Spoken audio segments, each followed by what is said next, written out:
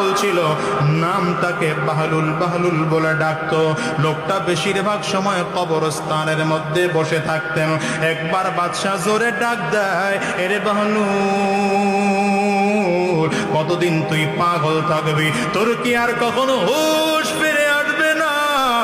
আর কি তোর কোনোদিন হুঁশ ফিরে আসবে না? তুই কি চিরটা জীবন পাগলই থাকবি?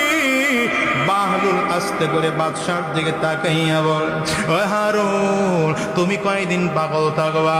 তোমার কি আর কোনোদিন হুঁশ ফিরে আসবে না? কথাটা বলতে দেরি হয়, বাদশার চক্ষু দুইটা লাল হয়ে যায়, মেজাজ খারাপ হয়ে যায়, রক্ত গরম হয়ে যায়। কাছাকাছি এসে ডাক দিয়ে বললেন, বেটা, পাগল কি আমি না পাগল তুই? আমি তো বেটা পাগল নয়, পাগল তো তুই, কারণ তুই 24টা ঘন্টা কবরস্থানের মধ্যে থাকো, আমি তো কবরস্থানের মধ্যে থাকি না।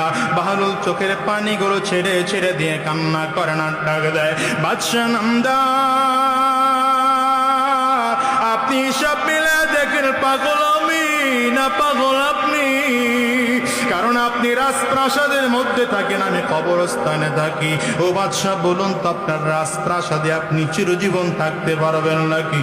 বাদশাহ হারুনুর রশিদ ডাক দিয়া বলেন, না রে পাগল না, কেউ দুনিয়ায় চিরজীবন থাকতে পারে না, আমিও দুনিয়ায় চিরজীবন থাকতে পারবো না রে। হায়, দুনিয়ার থেকে বিদায় নিয়ে চলে যাব। বলে, বাদশাহ বলেন তো, এই কবরটা স্থায়ী ঠিকানা না অস্থায়ী ঠিকানা? বলেন, না রে বেটা, না, এই কবরটাই হলো আসল ঠিকানা, স্থায়ী ঠিকানা। হারুন চোখের পানিগুলো ছেড়ে দিয়েছে, এবার পাগল ডাক দেয়, বাদশাহ হারুন বলেন তো, ওই রাজপ্রাসাদ যদি স্থায়ী ঠিকানা না হয়, কবর যদি আসল ঠিকানা হয়, আমি এই জন্যই তো কবরস্থানের মধ্যে আইসা থাকি, আমি রাজপ্রাসাদের মধ্যে থাকি না। বাদশাহ হারুন রশিদের চক্ষু দিয়ে টপ টপ টপ টপ করে পানি পড়া আরম্ভ হয়ে গেল। আস্তে করে ডাক দেয়, রে বাহলুল, তুই বুঝি বড় বুদ্ধিমান,